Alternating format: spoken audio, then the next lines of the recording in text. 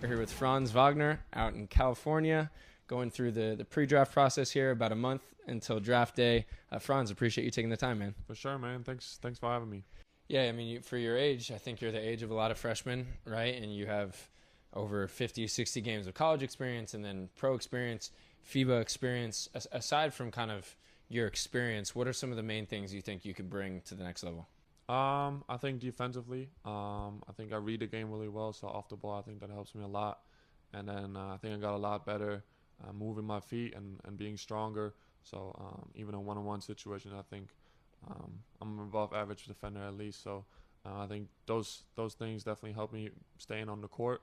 And I think offensively, like I said, I read the game pretty well and can pass, can dribble. And I think shooting, I think, is going to be very important for me at the next level, showing that I can, spread the floor and even make decisions with the ball as well. Yeah, most definitely. A lot of fun to watch and watch your growth, over these last 4 or 5 years. So we're going to break down some of your film from this past year and a little bit of freshman season as well. I got a little segment we're doing called 5 on 5. So we're going to look at, 5 different areas where you were really, really strong these past couple of years, and then ask you also about 5 areas, you're still kind of improving. And you mentioned the versatility piece. I mean, I think that's what stands out most, right? Like you can play pretty much anywhere on the floor. Positionally, where do you kind of see yourself at the next level? I played a lot as a perimeter player, so like shooting guard, small forward. I think as I get stronger and maybe a little bit more tall, I think I can play the 4 as well. But I think defensively, I think being tall and moving well, I think, I hope I can guard all 5 positions at some point. So, hopefully, we'll see. So we'll get into the defense, but I think you mentioned it before, your playmaking is a major strength of yours, right? And you're someone who can kind of push and transition as well. Take me through this play here and kind of what you're seeing as it unfolds. Yeah, I mean, we got a steal. We always try to have hands high. And as I got the ball, I kind of had half court. I saw Isaiah on my left. In transition, we're all supposed to run anyway, so I kind of knew someone was going to be there, but I kind of saw him out of the corner of my eye, and he was open, so I just tried to pass it. And you're comfortable in these like kind of grab and go situations? Yeah, that's something that the coaches stressed a lot. Once you get the ball, players like myself or Isaiah or Eli Brooks, once you get it, just go and maybe push ahead or even pitch ahead with a pass. We wanted to play fast, and I think that made us really good in transition. And then you can also play pick and roll, right? Take me through kind of your progression as you come off of what Dickinson here. Yeah. We play a lot of pick and roll in practices, and kind of that 2-man game and having a guy in the corner there with Eli as a shooter, I think that's really hard to guard. You kind of see if Frederick, I think it is, number 5 on Iowa, if he's helping or not. And I got into the lane, which makes it look really hard for guards, I think, to kind of decide if he wants to stay with me or not. And seeing Hunter just down there obviously is a big target, so that was not that hard to pass, I think. So you just understand that like Frederick probably can't full body tag, and handle a guy like Dickinson, so you make the wraparound. Yeah, exactly. I mean, with a shooter like Eli, I don't know what he shot, but something like 40% from 3. So I know Frederick doesn't want to leave him too long. So right. That was kind of my thinking in that spot, I think. Yeah, a lot great of pick pass. and rolls like that. Yeah, great pass and kind of the wraparound Garza, and then okay, if he does stay there, then you got kind of the pitch back, right? Exactly. Definitely, and I think you're really good, getting downhill to your right hand in these ball screen situations. And here's another one, right? Just going to come off of it. Good setup, and then what are you seeing here? Yeah, this one was a little different. I heard because they were talking about switching. Okay. It was the 4 and the 5 man of Maryland. So I heard them call switch, but the one guy didn't switch, I guess. So I knew Hunter was going to be open down low, and just like I said, really Mike is making the play right now because he's such a good shooter. So Ayala doesn't really want to help too much. I think that's what you want, kind of wants having a shooter in the corner that raises up, makes it a lot easier on my part, just trying to find the right pass. Yeah, and that's what you'll have at the NBA level too, right? You probably have an athletic hard roller you can throw lobs to, and then shooting all around. Exactly. And so that's like we talked about, kind of that NBA style and opening up opportunities. And then here, showing a little bit more creativity too, right? With kind of the snake. Take me through this one. Sometimes during the game, I don't really realize what I'm doing. I'm just trying to make the right play. Yeah. I thought the crossover was open. He kind of had me on the sideline, so I tried to cross it over back into the middle of the floor. And I think every time you get into the middle of the paint, something good is gonna happen. So they helped a little bit off Eli. Obviously, he's a great shooter. So yeah, he just had to knock it down. So they're normally in these side pick and rolls. They're trying to ice it, keep it on the side, and then if you can get back middle, it throws everything off for them, right? Yeah, exactly. And we always talk about screening too. I think if my guy gets over the screen easily, I can't make that play. So I think it's kind of important for everybody, for myself too, to kind of recognize how important it is to screen and get other people open. Yeah, that's great right there. So that shows kind of, your playmaking ability, and then also I think you're comfortable like playing off of other really good players too. You did it at the in the BBL, you did it in the Euro Cup, you did it in FIBA, right? Do you think is that a big part of kind of your NBA readiness, like your cutting, your ball moving, all that stuff? Yeah, I think I'm a player that you can put out on the floor and the ball is not really going to stick too much. I always try to make the right play. Moving off the ball, I think, is really important. I think in this clip, Mike is driving left, so everybody kind of looks at him, and I think easy points like that are really important, and especially in close games, kind of, just giving a little escape for the whole team, and that's just nothing I really think of. It's just an instinct. If my guy's losing me because he's ball watching, I think that should be an easy read for everybody. Yeah, great read. And coaches love guys who can generate points without needing any dribbles, right? Yeah. And, you might be next to Dame or James Harden or Giannis or whoever it is, right? And so being able to add value in those ways, I think, is huge. And then kind of another situation here, he's just ball watching again? Yeah, so he actually backdoored me to play before. So he did? He did, yeah. Davis did. And here, he kind of saw me in the corner of his eye, I guess. But a lot of times it's just that 1 second, that one step that you need. And obviously Mike did a good job of finding me. Yeah, no, that's great. And then I think this is even from your freshman year, I want to say. Yeah. Just being a ball mover. And how much of that is like rhythm and kind of chemistry with the big? Yeah, John is a great passer, and that wasn't even a play. That was just kind of reading off of each other. Maybe I set a pin down for X or come off the handoff. But I think it's really important to kind of just read off of each other, and obviously you need players with high IQs that can make these kind of reads too.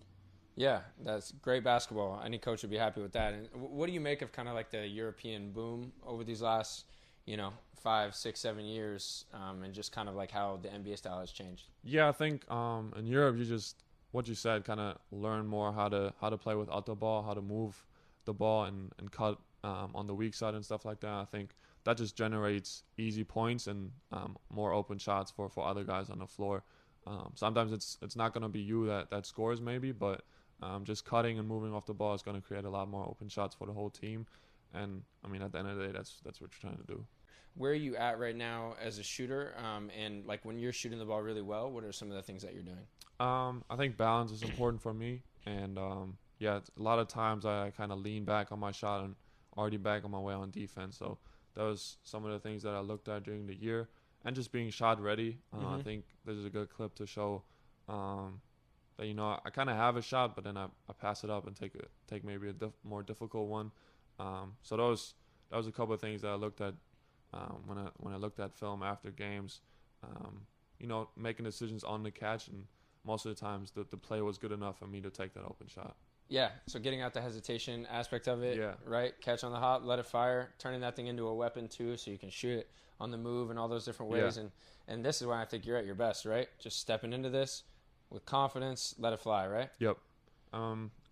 This was a play. This was like a little read. We called it, I think, high quick, just like a little screen by Hunter. Okay. Because a lot of times people run back in transition and they don't realize that the play is already happening, and they're kind of late. So I think this was a good play just to, kind of get a quick shot. And obviously that's how the NBA game is played today, kind of quick and open threes. Are welcomed by everybody. Yeah, being able to step into that is huge, and then being a threat from the corners here too. On balance, no hesitation, splash. And then you're also really good, like running through the catch. And being a guy who can kind of maximize your athleticism. Take me through this place here. So you're kind of circling up. Yeah. So this is kind of the other role what I talked about earlier in the pick and roll. I'm not the guy that's rising up, and obviously guys have to roll on this, have to help on this roll. So I'm gonna be the open guy. Mike made the pass to me, and it's just on me to kind of make a play. I think a lot of times I drove too much to the right hand when maybe the baseline was open, but I think just making these reads off the catches is going to be really important for me. Yeah, that's great. He's got a long closeout, and then you're able to attack with really good timing, get to the front of the rim. I think that's huge. And so we talked about your pick and roll facilitating, right? And I think a big part of that is always making sure that your man goes over the screen, right? Yeah. And how often could you feel this year they were gapping you, or and what's normally your read when they do that? Yeah, they would gap me, especially towards the end of the season. I think they would go a lot more under. But I was confident enough to shoot those shots with confidence, and most of the times, good things happen too. So that definitely setting up the screen and making sure people go over, and maybe sometimes even rejecting the screen, trying to keep the defense honest can be a good option. Yeah, no question. And sometimes it's going to be these switches, right? And if they switch under and not up, then you can make them pay, right? Yeah. That one doesn't fall, but this I think is a perfect example of like, okay, you're going to dare me, and then like you said, stepping in with confidence like you did, and then shooting it really well, and then it's your world, right? Yeah. They fight over, and then you can just use your size, your IQ, and kind of pick them apart. Exactly. A lot of times you saw early what the game plan was, and after one or two possessions in the game, you kind of knew what they were going to do. So that can kind of help too. Reading what the defense did the last play, and kind of be ready for the next shot. Yeah, now your size, we've already covered so much, but like being able to even be a threat in pick and roll is very rare, for a guy your size. So then, all right, if this is a little handoff situation, but right into it, and then now what are kind of your options? They were playing the drop coverage, obviously with Kofi, really strong, big defender. So I kind of saw the one-on-one. I think I could have finished that one, but just trying to get to the rim, especially in a close space like that, I think just trying to be aggressive. I had a tough game that game, but I think it was a decent shot. I could have gotten more into the defense and kind of not fade back. But, I think it's important to keep the defense honest and attack when you have a big kind of retreating in that pick and roll. Yeah, and beat those drops, right? Yeah. And whether it's like creative kind of finishes like this, right? Take me through this one. So Wisconsin, they're in a drop again. They're in a drop. I don't know. It's just kind of instinctively trying to just get the shot up there. That's like the Euro slowdown move. Yeah, it's really hard for a big to first run up to the screen and be in the right position, and then have a faster guard attack them again as they're trying to retreat and pick and roll. So I think those things is what you got to attack. What about like playing out of these handoffs into ball screens? Like, what are the keys to some actions like this? Yeah, we tried a lot of plays to get me downhill out of these handoffs, and then kind of into the pick and roll. This is a good example of not setting up your man in the pick and roll, because he's being physical, and I just kind of let him push me around a little bit. So maybe attacking the left side in this case, or jabbing that direction. So he has to kind of honor that side. It's going to make everything easier and get him over the screen. Yeah, no, that's a great point. And making sure that he runs into that thing, and then you can use your size to just stride it out to the front of the rim, right? And then not falling away. Like this next clip, I think is perfect of that. You come off, like look how tight you come off, right? Exactly. Get downhill, and then kind of right through him, right? Yep. Like I said, like as they retreat in these kind of situations, I think it's reverse in this case. Once I get kind of that left foot in the paint, this next step, it's just a matter of finishing or just missing the shot for me. I think with my size, there's not a lot of people that can block it or really affect that shot. So it's just a matter of, like I said, setting up the screen right, and then after that, if you get downhill, I think it's just a matter of finishing. Yeah, no, that's great. So we've seen you playing off the catch, cutting, playing out of pick and roll, playing out of handoffs, like playing in transition, all that different versatility offensively. I think you could slide in pretty much anywhere on the floor. And I think where you're incredibly underrated is defensively. And that's kind of always been the case. I know you've grown into your body a little bit more, but, you seem comfortable pretty much 1 through 4. What's made you such an impactful defender, you think? I think part of it is obviously getting stronger and a little bit more quicker, and playing one-on-one after practices and stuff like that against guards that are quicker than you. I think that helped me a lot. And then also knowing the game plan, knowing kind of reading the scouting report and just knowing what players want to do on offense, what their tendencies are. And I think you have the tools to be a really good defender. It's just at the end of the day, it's also effort. Like, how bad do you want to stop the guy in front of you?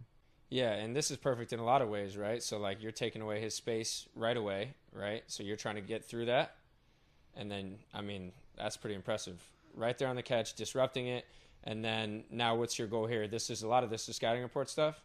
Yeah, so first, I mean, we kind of knew the play was coming, that it was going to be a pin down for Langford. And then, I mean, then it's just taking the one-on-one challenge. We always talk about that in practice. I didn't want to get him, let him go all the way to the basket. And I think I'll force him into a tough 2 with the hand in the face. I think those are the kind of shots that you want to give the defense. Yeah, contested, like, non-paint 2s, right? Yeah. That's what every team wants to force. And you're so big and long, like even a guy like Marcus Carr, who scored the ball at a really high level, I mean, you can keep him in front and force him into these, right? Yeah, I mean, obviously, he's a great one-on-one player, so I think he can make these shots too, but just trying to get the easy shot, take the easiest shot away, not let him go to the rim or create contact for a foul, and then just trying to contest every shot. I think the numbers prove that if you contest and get your hand up, the shot most of the times is not going in. Yeah, and a lot of it's playing angles. You're putting him on his left hand, right, and giving yourself enough space to keep him in front, but still contest. Really, really good defense. And then even against, like, okay, so that's guards, more like bucket-getting guards, right? Then against wings, this is what, Wieskamp? Yeah, that is Wieskamp. He shot, like, crazy percentage from 3, so yeah, that was got to be there, right? Yeah, definitely got to be there on the catch. And so you're always active with your feet, your hands, like making him feel you, making him uncomfortable, and then take me through this here. So kind of a closeout situation. He's going to get on the move, stay attached, and you're there again, right? Yeah, so, I mean, Iowa had a lot of good shooters this past year, and obviously Wieskamp, like I said, he shot a great percentage from 3, especially before this game. So, you know, everybody had kind of their own matchup and wasn't supposed to help too much, especially off of shooters like this. So I just tried to stay close, try to be physical and not let everyone go everywhere where you want it. And I mean, you live with shots like these, like I said, when they're contested. Some are going to fall, but that's all you can really do on defense, I think. Yeah, and then a guy like Aaron Wiggins too, right? Another guy, long, you know, rangy, just staying attached, gap in that, getting through. I mean, that's the kind of shot you want to force him into, right? Yeah, so again, the staff did a great job. We kind of knew this play was coming too, kind of like that pin down into a handoff, and that was the game plan going under on that last one. And okay. Then, not let him go all the way to the bucket, and then, I mean, that's a shot he can make too, but like I said, just trying to contest everything and make it as hard as possible. Yeah, you might be asked, hey, Joe Harris, you know, or whoever it is, Klay Thompson, right? And so riding his outside hip here, and then scouting report stuff, like you said, knowing the game plan, shoot under that, you know, contested non-paint 2 again. And then also some from your rookie year too. So if you guys do have to switch this, right, then you kind of veer inside of the big. Yeah, I mean, that's just reading and then communicating. I think John said switch or something like that, so that's when I knew I had to kind of take his man. And I mean, yeah, I could have done it honestly a little earlier, but just reading off of each other, and then just a little lucky that you passed it exactly at that moment when I was there. Yeah, and so much of defense is team defense, right? And that understanding, just kind of like you said, of you know, everything. So just kind of winding down here, last couple things. So okay, navigating ball screens, right? Take me through what you see here. Yeah, so that's probably the worst case as an on-ball defender. The one thing you're not supposed to do is reject the screen, because that's where most of the space is. So yep. So you want to force him into it? Yeah, we always talked about getting to that hip. In this case, it would be his right hip, I think. Trying to force him over the screen. But yeah, we had some good guys on the team. Shawnee got my back there. Yeah, a little help side there. Met him at the rim with the length, right? Tough. Okay, so that's the reject. And then here, you know, whipping under. He kind of rolls you out here. Should this be illegal? What do you think? Kofi, big fella. He's a big fella, so they're probably not gonna call that one just because he is really strong, and I mean, maybe that's a foul, but I'm not. Is it possible to get through and then back in front, you think, here, or no? I probably could have stayed more attached, like right here. Initially, get into him and then whip him. And maybe get over even. Okay. Because Kofi didn't even get that close to him, so maybe I could have gotten over.